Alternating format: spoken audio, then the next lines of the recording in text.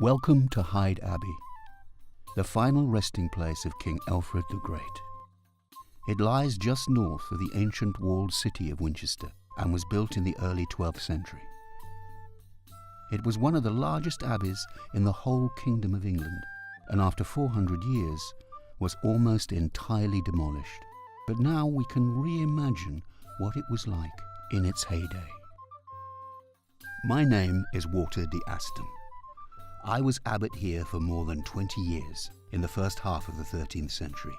Here, we are outside the abbey's west gate, used by visitors and pilgrims for centuries. It's the main entrance to the abbey.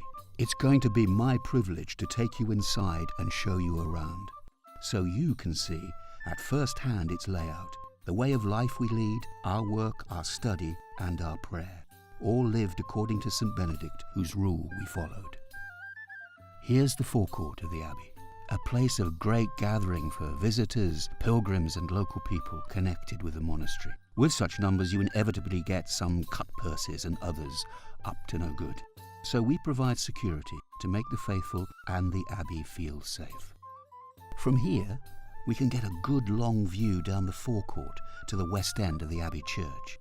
It's a very fine building, as you'll appreciate when we get a little closer. It evolved over time, as did the whole of the abbey precincts, and it was surrounded by a number of other buildings to meet the varied needs of the community, from brewing beer to looking after the infirm.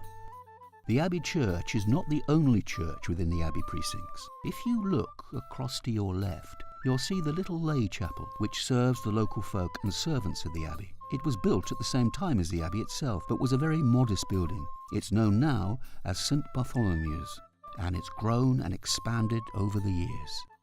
Even when it was small, though, it had this lovely carved doorway.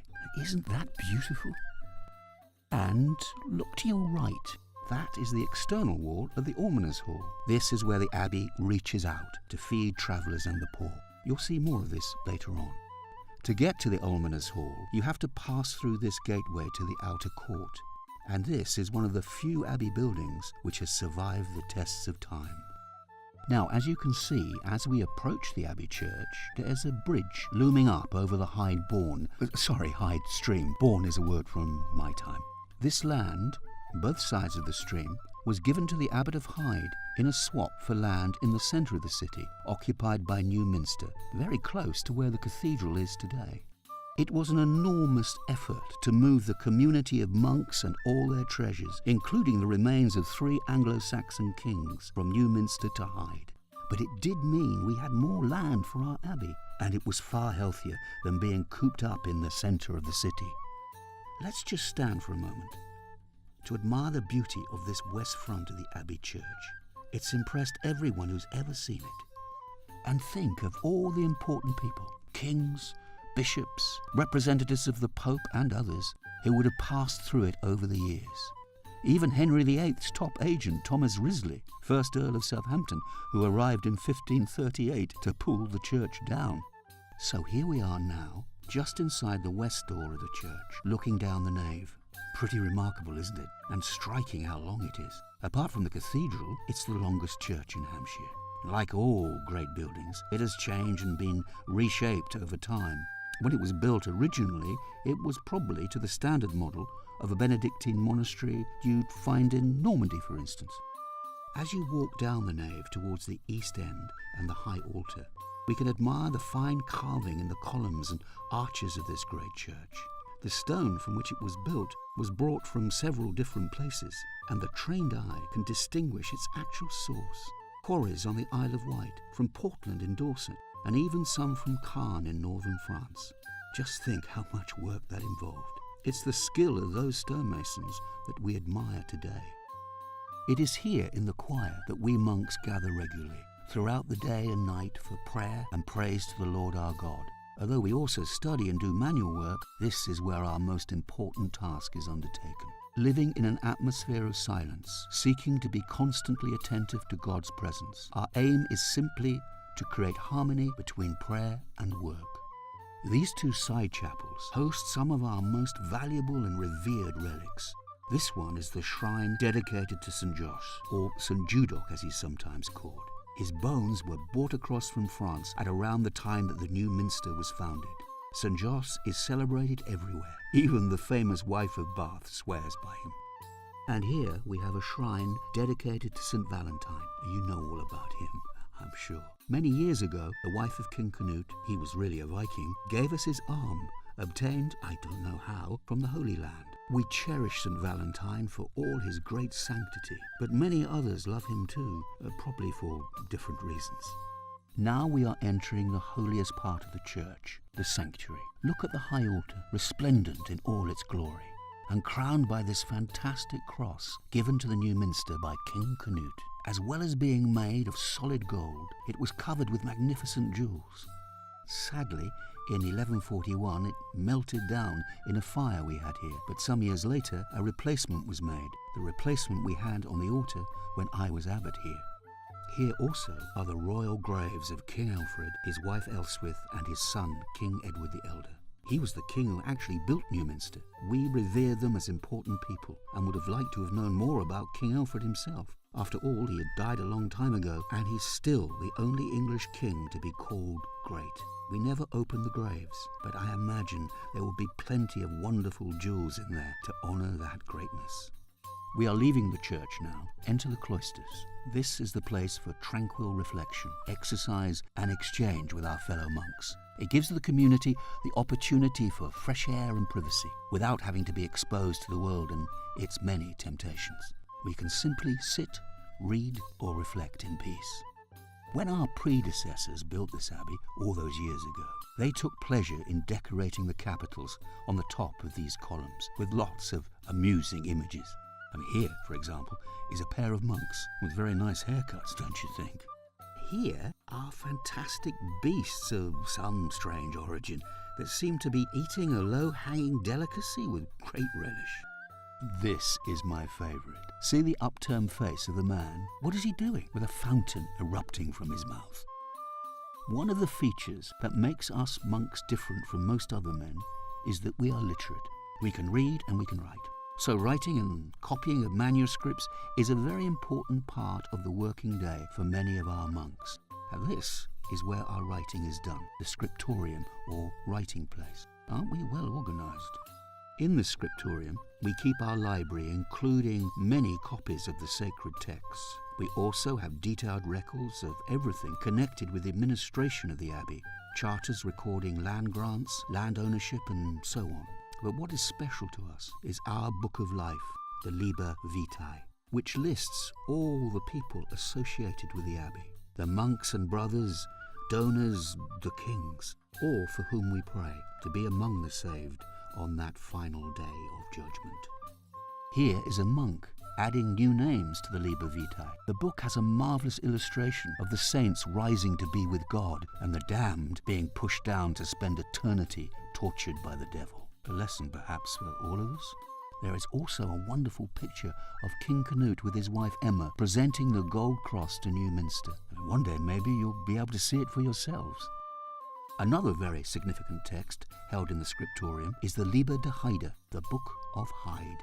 This contains many important documents, including both chronicles of the history of the Anglo-Saxon kings and also more charters and legal documents linked to the ownership of land by the abbey. But maybe the most important document of all is the will of King Alfred the Great, which gives us an insight into the personal wealth and life of that important king. Now we have arrived in the dorter, or dormitory of the abbey. With one or two exceptions, such as me as abbot, all the monks here in Hyde sleep in this large, spacious room. I should tell you that St. Benedict had thought hard about the arrangements for how monks should sleep, as the night can be a time of temptation. I can do nothing better, therefore, than quote you from his rule. The brethren are to sleep each in a single bed. If it is possible, all should be in one place. But if their numbers do not permit this, they should take their rest by 10s or 20s, with senior monks in attendance who are entrusted with their care. A candle should burn continuously in the room until morning. They should sleep clothed, wrapped with a cord, and without their knives, for fear that a brother should be wounded whilst asleep. Well, that pretty well tells you all you need to know, I think. It is certainly not easy being a monk. We are supposed to live an austere life, And that includes not indulging ourselves with too much food. But there is more to eating than simple food consumption. It is also an opportunity to bring all the community together. So that is why this place, the Frater or dining hall, is so important in the life of the Abbey. St. Benedict had quite a lot to say about eating and drinking, but then of course he was an Italian, so you might expect that. Another quote from his rule: "We consider it to be enough for the daily meal, whether at the 6th or 9th hour, 2 cooked dishes to be served, allowing for the weaknesses of different eaters. If a monk cannot eat of one dish, he may still make a meal from the other.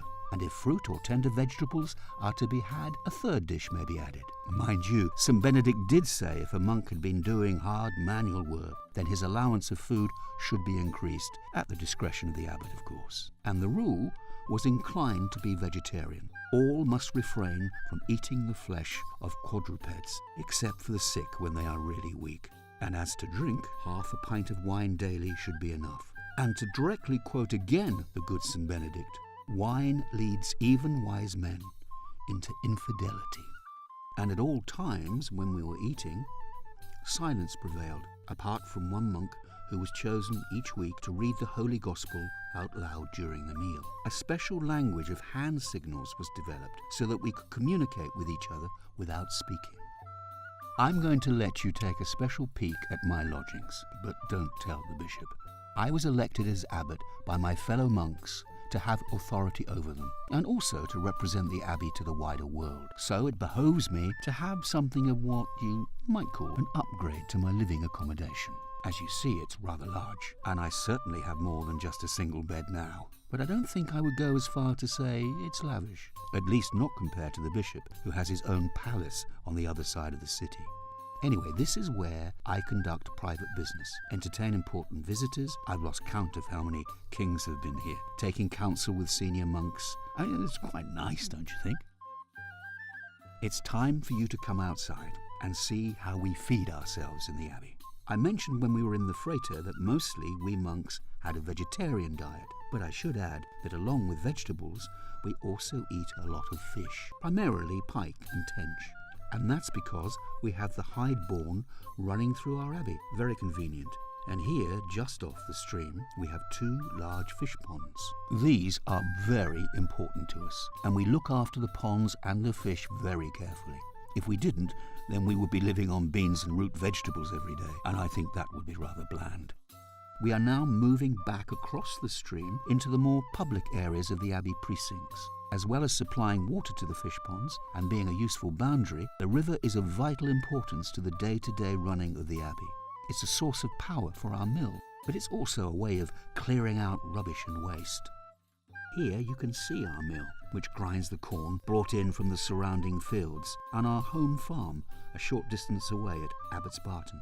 And beyond that, you can see we have a guest house. Again, it's set over the stream. Why? Well, I'll leave that to your imagination. We're now starting to come to the end of our tour. Across there, on the other side of the outer court, you can see the gateway, which we passed when we started our journey. But now, of course, we are on the inside of it, and the building we're heading for, as our last port of call, stands just to the left of it. It's the Almoner's Hall. All monasteries are required to have an Almoner's Hall, and we are no different. It's a place where we can give our hospitality to strangers, wandering pilgrims, to any guest who presents themselves. They are all welcome, but especially to the poor and forsaken. Large crowds can gather here, waiting to be fed. A day doesn't pass without us providing food, shelter and comfort to men, women and children alike. And now we are back where we started from. There is St. Bartholomew's little chapel again. Perhaps you would care to stop off briefly for some prayer and reflection before you go. No? Oh well, maybe next time. I know that you are busy. So, let's go back up to our west gate. Well, it's been a real pleasure to escort you round our fine historic abbey. I do hope that you've enjoyed your time here and that you will be inspired to learn more about our monastery, the final resting place of our beloved King Alfred the Great. May God go with you.